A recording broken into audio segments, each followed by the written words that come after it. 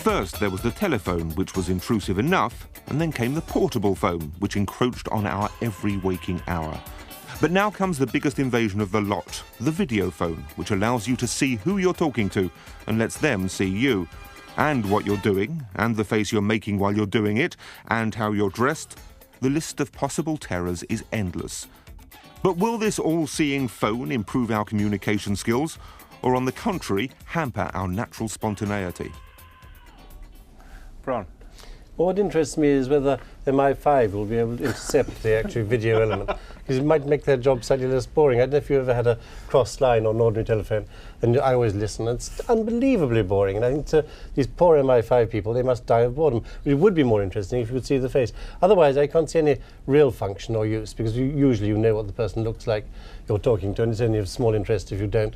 And you only see a tiny little square anyway. I think it will be a great success, because any technological breakthrough always is, but I think it'll be a useless one, rather like the cellular telephone, rather than a really useful one like fax. Claire, will you be using a...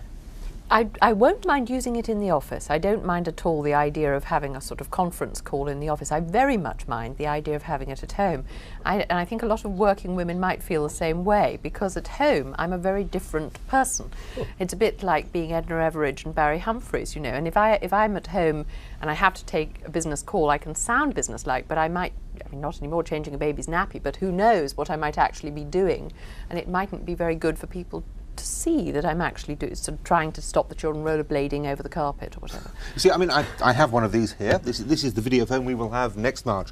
And I have to say that it strikes me this is a product of the 20th century in that we have invented it simply because we can invent it.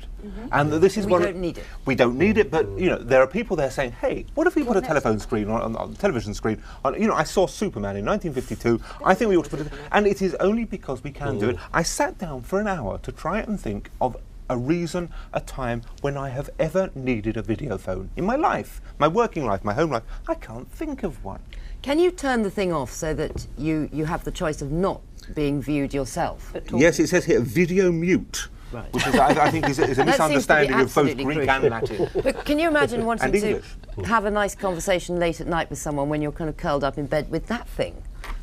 Well, I can see certain erotic possibilities for it, actually. Not on a screen. No, not on a screen, that's small. And I mean, it would just make it even worse if the person Speak wasn't for yourself. there. But obviously there are anti-erotic possibilities as well. It will be the end of the era of the dirty phone call. I mean, Rosie, you are someone who needs designs, who needs culture flashed across the Atlantic Ocean to her at Esquire.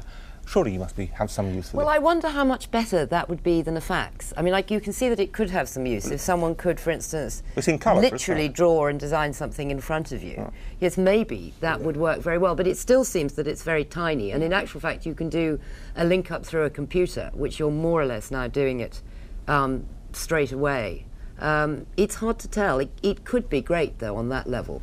One of the things that I saw in the research about it was saying that some company said it had saved masses of money in travel expenses by being able to have these conference calls. The Bank of Boston. Now, this seems incredibly weird that you could get more than one person onto this screen at a time. I mean, all sort of crammed in and kind of looking up. And the other thing I think about it, that any part of technology which stops people meeting is always a complete drag, that in fact that's what makes people miserable and increasingly isolated lives. This whole idea that you work from home and you never need to come from offices. And in fact, if this is another piece of technology that encourages human beings to just get together and be together, then kind of damn it, really, at the end of the day. It's just another toy, like all those computers people bought just to play idiotic games on. It's a total waste But people did buy them. I mean, well, they'll buy them all right. Yes, I mean, it strikes me, for instance, I have relatives in Australia I haven't seen for years. I would actually be able to see my Uncle Julius for the first time. Do you want to see your Uncle Julius? Yeah, I wouldn't mind seeing Uncle Jules. But surely it has that sort of social use. Yes, I guess it does have some sort of social use, but I still haven't given in to the cellular phone. I don't like phones that much, if the truth be known. I mean, I'm quite happy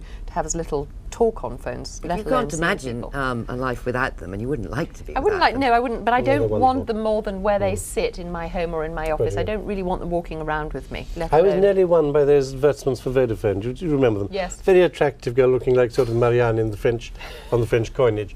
It's absolutely a revolution. I really thought, yes, I got it. Maybe. All my life I decided I didn't want them. I didn't want anything to do with it. Very nearly went and bought them. Don't you hate those people in cars who are talking on them? Well, I always don't go, hate "Oh, them, but I do." just depress me. And people in trains are quite unpleasant too. Yes. They're always saying such idiotic, banal, unnecessary stuff. You know, they're only using it because they've got it there. They're not saying anything worthwhile. I just think the number of times I might have used one usefully in a train or in a car, perhaps twice in my entire life.